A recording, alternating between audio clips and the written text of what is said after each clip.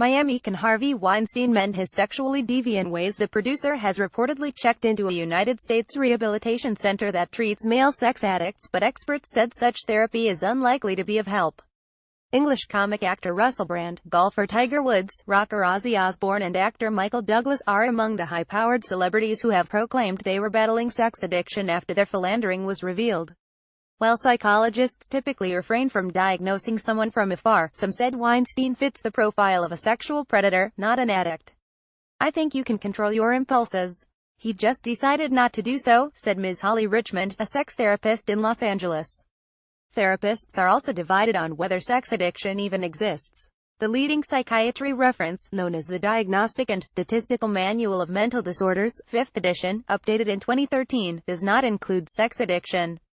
Golfer Tiger Woods, rocker Ozzy Osbourne and actor Michael Douglas above have battled sex addiction. Said Ms. Richmond, it is a behavioral issue. Sex is not the problem. Entertainment site TMZ reported that Weinstein intended to fly to Switzerland for rehabilitation, but decided to check in at the Meadows in Arizona instead.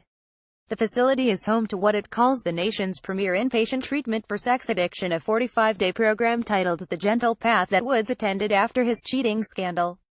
It features group talk sessions, interactions with horses coined equine-assisted psychotherapy, yoga, art, meditation and one-on-one counseling.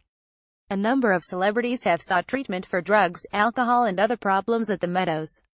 But when it comes to treating sex addiction, and such programs are offered at hundreds of clinics in the U.S., costing from $10,000, $14,000 to $30,000, some experts are dubious about the effectiveness.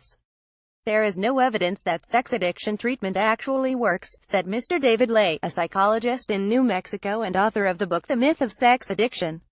After 40 years, there is not a single published study that shows that sex addiction treatment has a positive effect or actually help people change their sexual behavior. He noted that sex addiction is often just an excuse for avoiding personal responsibility. Another aspect is cultural, part of living in a nation that elected Mr. Donald Trump as U.S. president, even after he was heard on tape bragging about how he grabbed women. These problems are occurring in a society that tolerates, allows and even may encourage powerful, wealthy men to do things that they can get away with, Mr. Lay said. Ms. Charlene Lewis, a sex addiction therapist in Miami, said any patient who wants to heal must really have the desire to change, recognize the harm his behavior has caused and be willing to probe the root of the problem. It goes back to what are the core issues. What are you medicating? What are you overcompensating for? Especially someone with that much power and that much prestige. What is really going on inside him? Agents FRANCEPRESSE